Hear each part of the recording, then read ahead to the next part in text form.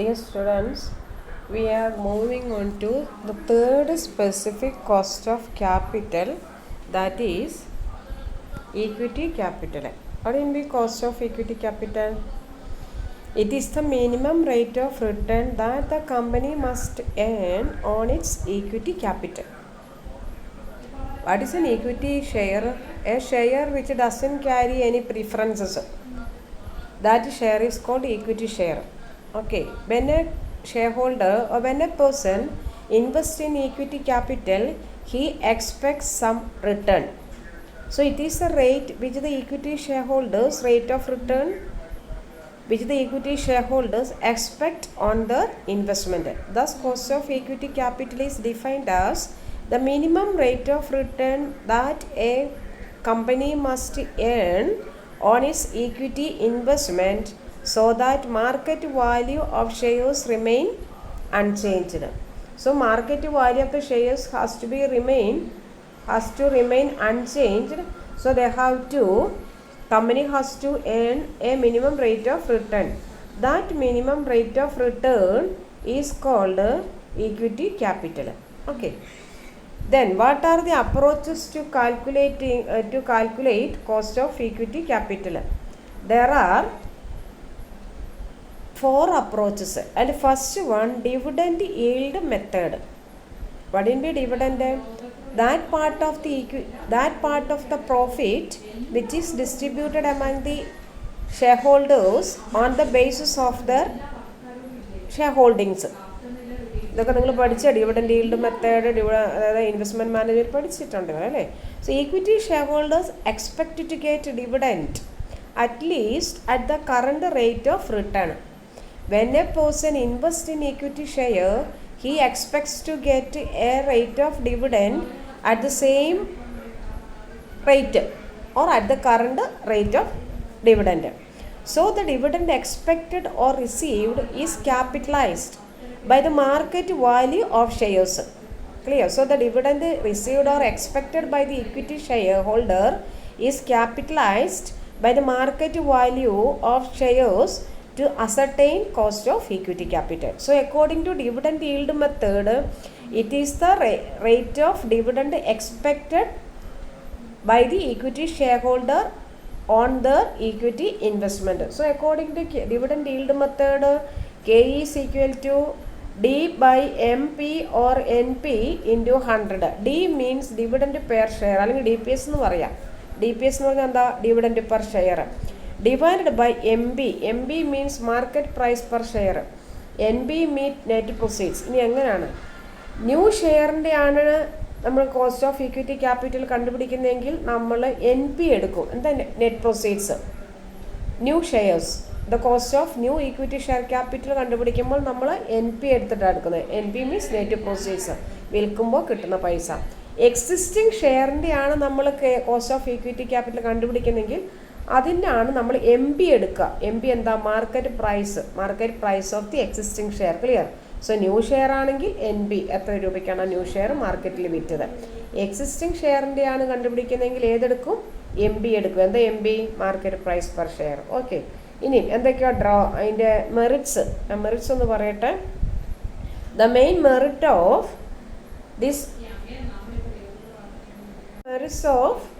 Dividend yield method. First one, it is very simple to understand and easy to calculate.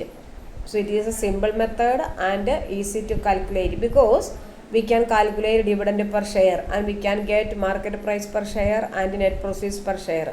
So the main advantage is രണ്ടെണ്ണമാണ്. It is simple to understand, it is simple to calculate. But the main drawbacks എന്തൊക്കെയാണ്? What are the drawbacks? First one, it doesn't consider the changes of capital appreciation. It doesn't consider the capital appreciation. The change in the market price or market price of the share or change in the price of the share. It is called as, or when there is increase in market price, it is called capital appreciation and vice versa. But capital appreciation is not at all considered.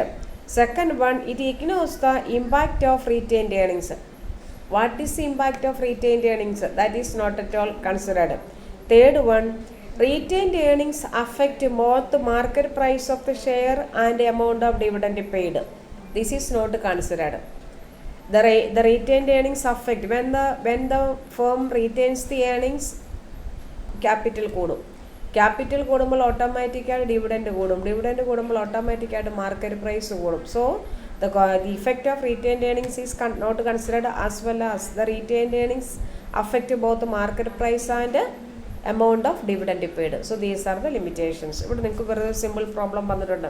X Limited has issued 40,000 equity shares of ₹100 each as fully paid. The current market price of the share is 160 per share. Company has paid a dividend of 12 per share. Find out cost of equity capital. എന്താ formula? K is equal to D by NP into 100. D എത്ര dividend കൊടുത്തത്? 12. So 12 divided by എത്രയാണ് market price? ഉണ്ടാവും, market price is 160. So 12 divided by 160 into 100. അപ്പോൾ എത്ര കിട്ടുന്നത്? 7.5%.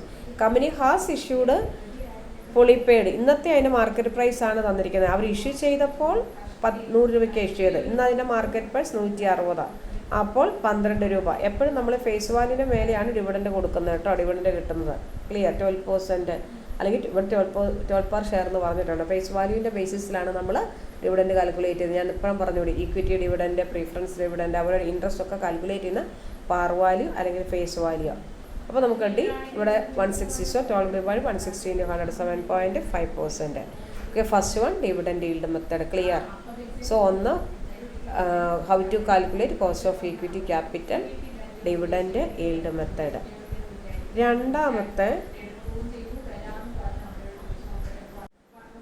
രണ്ടാമത്തെ മെത്തേഡാണ് dividend yield plus growth method. Second method dividend yield plus growth method. When dividend is expected to grow at a constant rate and dividend payout ratio is constant. When dividend is expected to grow at a constant rate and DPR, എന്താ DPR? Dividend payout ratio. നിങ്ങൾക്ക് അറിയാവോ എന്ന് എനിക്കറിയത്തില്ല. നിങ്ങളുടെ investment മാനേജ്മെൻറ്റിൽ അതും പഠിച്ചിട്ടുണ്ടാകണം. DPR means what is the percentage of earnings distributed as dividend. ഏർണിങ്സിൻ്റെ എത്ര ശതമാനമാണ് ഡിവിഡൻഡായിട്ട് കൊടുക്കുന്നത്, അതിനാണ് പറയുക DPR. ഡിവിഡൻഡ് പെർ ഷെയർ അങ്ങനെ EPS നിങ്ങൾ കണ്ടുപിടിച്ചിട്ടാണ്. EPS per share, earnings per share. എന്താ earnings per share? Net profit after preference dividend or tax and preference dividend divide by number of equity shares. അപ്പോൾ നമുക്ക് എന്ത് കിട്ടും? ഈ ഏർണിങ്സ് പെർ ഷെയർ കിട്ടും. ഡിവിഡൻഡ് പെർ ഷെയറോ net profit dividend per share is equal to dividend paid divided by number of equity shares. അപ്പം നമുക്ക് dividend per share കിട്ടും. ഇനി ഈ ഡിവിഡൻഡ് പേ ഔട്ട് റേഷ്യോ അങ്ങനെ കണ്ടുപിടിക്കുന്നത് DPS divided by EPS into 100. എന്താ DPS? Dividend per share divided by earnings per share into 100. അപ്പോഴാണ് നമുക്ക് DPR കിട്ടുന്നത്. ഓക്കെ, അപ്പോൾ ഇവിടെ രണ്ട് അസംഷൻസ് ആണ്. ഒന്ന്, dividend is expected to grow at a constant rate. രണ്ട്, dividend pay out ratio constant. ആ കേസസിലാണ് നമ്മൾ dividend yield plus growth method കണ്ടുപിടിക്കുന്നത്. Okay, so according to this method cost of equity capital is based on the present value of dividend and expected growth rate of dividend. Clear? The present rate of dividend and expected growth rate. Okay, so in the case of equity share existing shares എന്താണ് formula? ഞാൻ പറഞ്ഞു existing shares ആണെങ്കിൽ നമ്മൾ എന്തെടുക്കും? D1 by MB. New share ആണെങ്കിലോ D1 by NP. So എന്താ formula ഒരുമിച്ച് എഴുതുകയാണെങ്കിൽ D1 divided by MP or NP into 100 plus G. Clear? D1 divided by MP or NP into 100 plus G. Okay. എന്താ D1? D1 is equal to dividend expected at the end of the year. Expected dividend per share at the end of the year. Okay, ഇനി എങ്ങനെ D1 കണ്ടുപിടിക്കാം? D1 is equal to D0 into 1 plus G. D1 is equal to D0 into 1 plus G. D0 എന്താ? Dividend paid in the last year ഉണ്ടോ, previous years dividend or last year dividend. G means growth rate. So D0 means dividend paid last year. G means growth rate. Clear? So ഇനി formula redraft ചെയ്താലോ? So K is equal to D1 എന്ന് പറയുമ്പോൾ D0 into 1 plus G divided by MB or NB into 100 plus G. Clear? Or D1 divide by NB or MB into 100 plus g. ഇനി ഇത് വെച്ചിട്ട് നമുക്ക് ഈ formula വെച്ചിട്ട് നമുക്ക് MB ഓർ NB കണ്ടുപിടിക്കാം. MB ഓർ NB എങ്ങനെ കണ്ടുപിടിക്കുക? MB ഓർ NB നമ്പർ ശ്രദ്ധിക്കുക. MB ഓർ NB കണ്ടുപിടിക്കാം ഈ ഫോർമുല വെച്ചിട്ട്. എങ്ങനെ ആയിരിക്കും? D1 divided by KE minus g. D1 divided by KE minus g. D1 എന്താ? Dividend at the expected dividend at the end of the year or future dividend എന്നും പറയുവേ. KE എന്താ? Cost of equity capital നമ്മൾ കണ്ടുപിടിച്ചത്. G എന്താ? Growth rate. Okay, ഇനി ശ്രദ്ധിച്ചേ. ഇവിടെ ഞാൻ പറഞ്ഞത് ഈ growth rate G, growth rate, what is expected growth rate in dividend. Clear? D1 D0 into 1 plus g. ഇനി നിങ്ങൾക്ക് D1 ആണോ D0 ആണോ തന്നിരിക്കുന്ന പ്രോബ്ലത്തിൽ നിന്ന് എങ്ങനെ മനസ്സിലാകും? അത് നിങ്ങളുടെ ക്വസ്റ്റ്യൻ നിന്ന് മനസ്സിലാവും. ഇനി ശ്രദ്ധിച്ച് ഞാൻ പറയുന്നത്, the company hard paid A dividend. ഏതായിരിക്കും ഹാർഡ് പെയ്ഡ്? കഴിഞ്ഞ വർഷം. Okay, company hard paid dividend എന്ന് പറഞ്ഞാൽ കമ്പനി കഴിഞ്ഞ വർഷം ഓൾറെഡി കൊടുത്തു, കഴിഞ്ഞ വർഷം കൊടുത്തു അല്ലെങ്കിൽ നേരത്തെ കൊടുത്തു എന്നാണ് പറഞ്ഞത്, പാസ്റ്റാ. അപ്പോൾ അത് D0. ഇനി company is paying a dividend, അല്ല company is paying, company or proposed to pay a dividend. അതേതാ? കമ്പനി കൊടുക്കാൻ പോകുന്ന അല്ലെങ്കിൽ പ്രൊപ്പോസ് ചെയ്തിരിക്കുന്നത് ഇതിന് കൊടുക്കാൻ D1 ആണ്. അപ്പോൾ നിങ്ങൾ വേർഡിങ്സിൽ നിന്നാണ് പറയുന്നത് വെദർ D1 ആണോ D0 ആണ്. D0 ആണെങ്കിൽ നമ്മൾ D1ലേക്ക് കൊണ്ടുപോകണം, D1 കണ്ടുപിടിക്കണം. ക്ലിയർ അല്ല? D1 എങ്ങനെ? D0 into 1 plus G. പ്രോബ്ലത്തിൽ നിന്ന് ക്വസ്റ്റിനിൽ നിന്ന് നിങ്ങൾക്കത് മനസ്സിലാവും. ഓക്കെ, ഇനി what are the main advantages? The method is good method when compared with the first method because it is used to evaluate the expectation of investors in order to calculate the cost of equity capital. It ensures the optimum capital budgeting decision. എന്തുകൊണ്ടാ? Because we know that the expected dividend and growth rate dividend is considered. Clear? But so what is the optimal capital budgeting decision can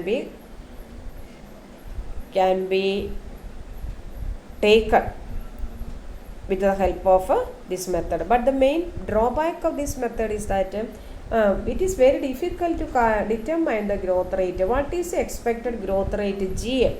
We can't correctly estimate the expected growth rate of a price as well as price appreciation expected by the shareholders. Okay, so first method dividend yield method, രണ്ട് dividend yield plus growth method. According to dividend yield plus growth method, K is equal to D1 divided by MP or NP into 100 plus G. Clear? D1 is equal to D0 into 1 plus G. D0 dividend paid last year. D1 dividend expected to be paid in the future or next current year dividend. മറ്റേ past year dividend. G expected growth rate.